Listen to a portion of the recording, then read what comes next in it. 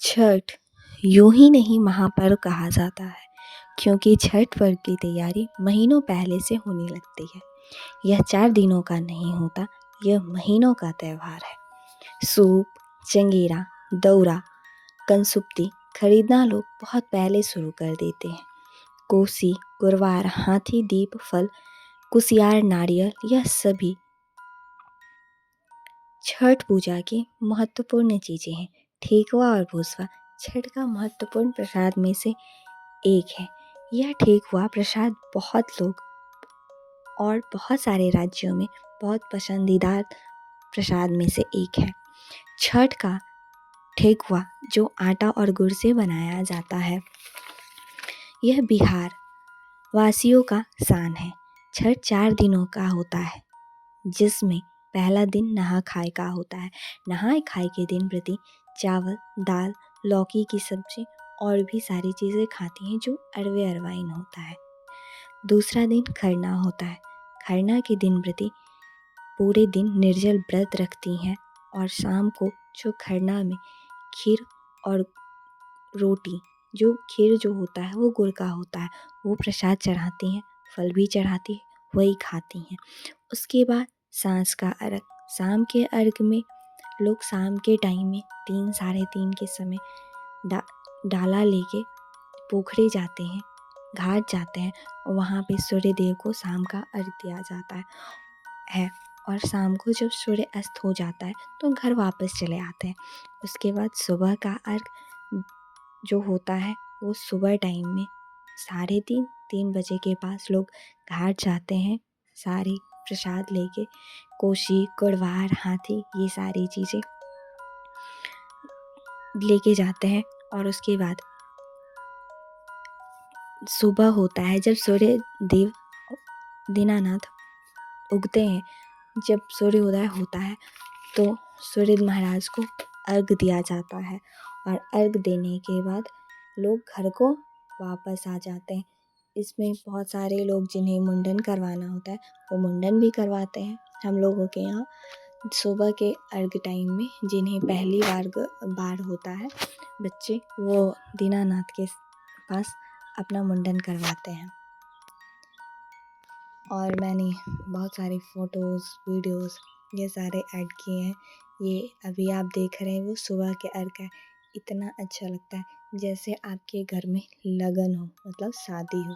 शादी से भी प्यारा माहौल रहता है, पता ही नहीं चलता कि ये छठ का समय कैसे आ जाता है। हम बिहारवासी बहुत दिनों से, जब साल शुरू हो जाता है उसी टाइम से छठ का इंतज़ार करते हैं। सबसे पहले हम लोग कैलेंडर में कोई चीज़ नहीं देखते, यह देखते हैं कि छठ कौन से तारीख को है। छठ हम लोगों के लिए बहुत बड़ी चीज़ है। ये हम लोग हमारे गर्व की बात है, ये हमारा शान है। हम लोग कुछ मनाए ना मनाए, छठ ज़रूर मनाते हैं। छठ के बिना हम लोगों की ज़िंदगी सूनी होती है, जैसे लगता है मानो हमारे शरीर में जान ना हो। यह छठ ही है जो हम बिहार वासियों को आपस में जोड़ के रखते हैं। छठ में जो लोग नहीं आते वो सब आते हैं, जो और भी दीपावली में, दुर्गा पूजा में जो कभी भी घर नहीं आते वो छठ में ज़रूर आते हैं।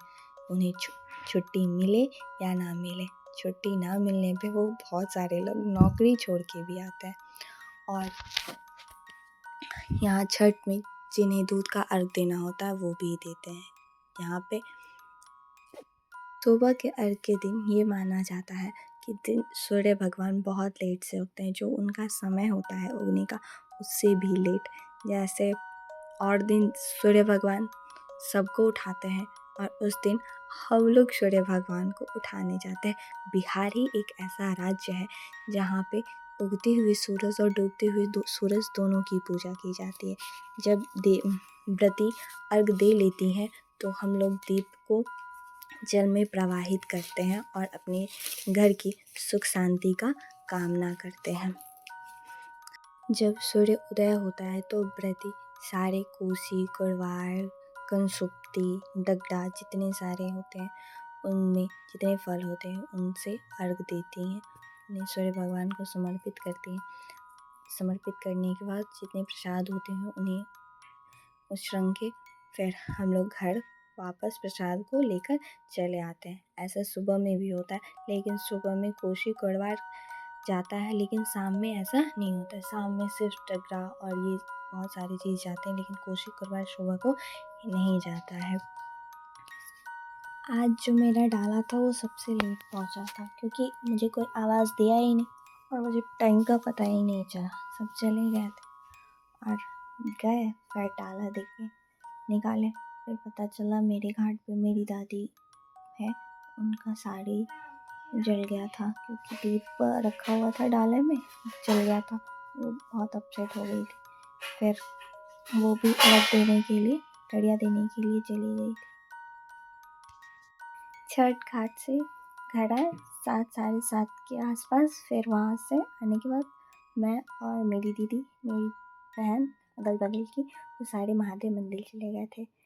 वहाँ पूजा करके वहाँ मेरी दीदी बहन सारे फ़ोटो खिंचाए। फिर वापस हम लोग घर आए। घर आने के बाद ठीक हुआ, फिर सब प्रसाद खाए। जय छठी मैया।